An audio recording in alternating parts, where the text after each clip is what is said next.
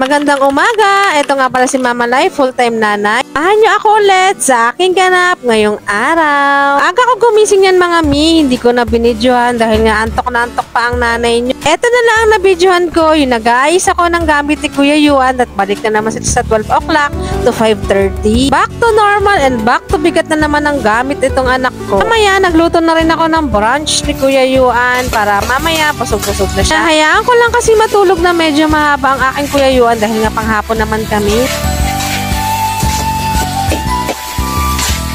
Na muna akong kumain dahil minatira nga akong itlog kagabi, hindi naman kinain ni Papa Cha. Mga kananay, ikain muna tayo dahil marami po tayong gagawin ngayon. Dahil wala nga kaming stock sa rep, another hotdog na naman ang ulam ng aking Kuya Yuan. Sa harap lang naman ng bahay namin ng tindahan kaya sobrang napaka-convenient talaga. Ulam lang naman ni Kuya Yuan ang aking binili. Ito for the hotdog muna mga mi, pagpasensyahan nyo na at hindi healthy na naman. Ayun po kasi ang mga tindahan ng gulay dito sa amin at eto na lang para mabilis ang ulam na lang din. Katapos sige Yuan, eto ako ay nagligpit na dahil eto pa yung kalat namin simula kagabi pa. Kung nagsasawa na kayo at paulit-ulit lang aking mga daily routine. Ito po talaga ang realidad na isang stay-at-home nanay. Paulit-ulit ang mga ginagawa.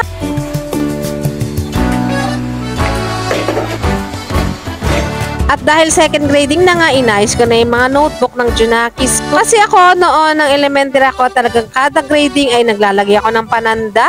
Wala din naman akong no choice. Ako lang din naman ang kailangan maglinis dito at ako lang naman ng tao. Kaya maya dumating na ngayong 11:20 at ayan, for the go ng magnana. Samahan niyo ako ulit, ihatid natin sa may tricyclean or sakayan ng tricycle ang aking first born. Dahil regular class na siya, 12:30 to 5:30 na ang uwian niya. Grabe, napakainit ng weather ngayon. Tirik na tirik. Buti na lang, meron pa rin isang tricycle na titira. Pinilin ko na nga si Kuya Yuan kay Kuya Tricycle Driver. Naman ako masyado magmamadali mamaya dahil cleaners nga kami. Madalas ay kita nyo ako sa loob ng bahay, naglilinis ang bahay palagi. Eto naman, hardinera naman tayo for today. Bilis kasi humaba ng mga ligaw na damo dito sa amin sa Cavite. Relate din ba kayo? Samahan pa ng purol na pamputo. Kaya maya eto na nga, naglinis na rin ako ng electric pan at ang hina na nga ng buga. Bilis talaga mag-alikabok dito sa lugar namin kasi napaka-open lang talaga dito. Pero napakalaking tulong naman yung magnetic screen na yun, Mi. Kaya lang mabilis talaga siyang masira. Kaya, fa-follow na lang po ako sa aking social media.